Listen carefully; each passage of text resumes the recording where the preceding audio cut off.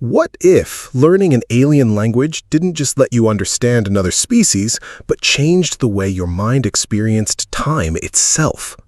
For linguistics professor Louise Banks, humanity's first contact with extraterrestrial life begins as a global emergency, but it slowly becomes something far more personal.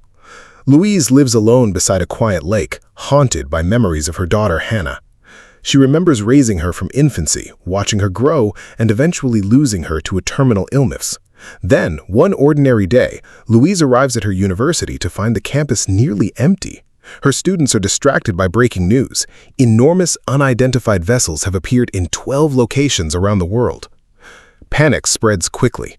Governments mobilize troops, flights are grounded, and the public fears an invasion. The next morning, Colonel Weber visits Louise because of her past work translating for military intelligence.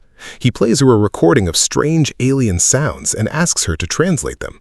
Louise refuses to guess from audio alone. She explains that real communication requires context and direct interaction. Weber leaves, but later returns in a helicopter after realizing she is the best person for the job. Louise is taken to a military camp in Montana, where one of the massive alien vessels hovers silently above a field. There, she meets theoretical physicist Ian Donnelly. Their mission is simple in theory, but nearly impossible in practice. Discover who the visitors are, where they came from, and why they are here. During their first trip inside the vessel, gravity shifts strangely, turning what looks like a wall into a floor. At the end of a dark corridor, Louise and the team face two enormous seven-limbed beings behind a transparent barrier. Their voices are deep and impossible for humans to reproduce. Louise is terrified, but she realizes spoken language may not be the answer. On the next visit, she brings a whiteboard. She writes the word human, points to herself, and waits. One of the creatures releases dark material into the air, forming a complicated circular symbol. Louise immediately understands that the aliens communicate through a written system unlike anything humans have seen. Then she takes an even bigger risk. Believing trust is impossible while hidden behind protective gear, Louise removes her helmet and shows the creatures her face. Ian follows her lead. The two aliens respond, and Louise begins treating them as individuals. Ian gives them the nicknames Abbott and Costello. Over the following weeks, Louise and Ian build a growing dictionary of alien symbols. They learn that the heptapods do not write in sentences from beginning to end.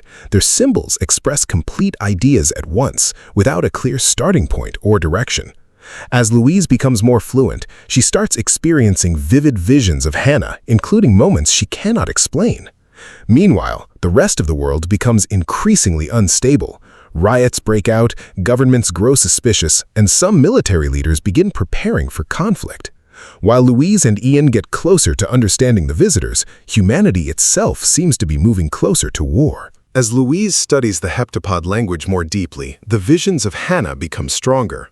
Ian explains a theory suggesting that language can influence the way the brain understands reality. Louise begins to wonder whether learning the alien language is actually changing her mind. Then the international situation becomes dangerous. China is communicating with its own visitors through a competitive game, and Louise realizes this may have shaped their interpretation of every alien message around winning, losing, and conflict. Soon, China and Russia prepare military action. Under pressure, Louise finally asks the heptapods the question everyone has been waiting for. Why are they on Earth? Their answer appears to mean offer weapon. Military officials immediately assume the worst, but Louise argues that the translation may be misleading. The same concept could mean a tool, method, or gift. Before she can clarify it, global communication collapses. Nations stop sharing information and fear takes over. A group of frightened American soldiers secretly places explosives inside the Montana vessel. Louise and Ian return to communicate with Abbott and Costello, unaware of the bomb.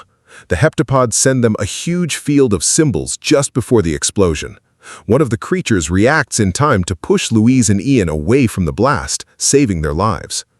Louise wakes in the medical tent and learns the attack was carried out without authorization. The alien ship rises higher into the sky but does not leave.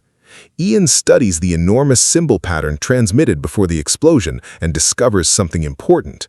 The information is incomplete. Their section represents exactly 1/12 of a larger message.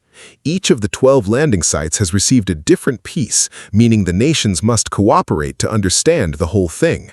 But China is now preparing to attack its vessel within hours. Then, a small alien transport descends for Louise. She enters alone and meets Costello directly. She learns that Abbott is dying because of the explosion. Costello tells her that the so-called weapon is actually their language. By fully understanding it, the human mind can experience time in a non-linear way.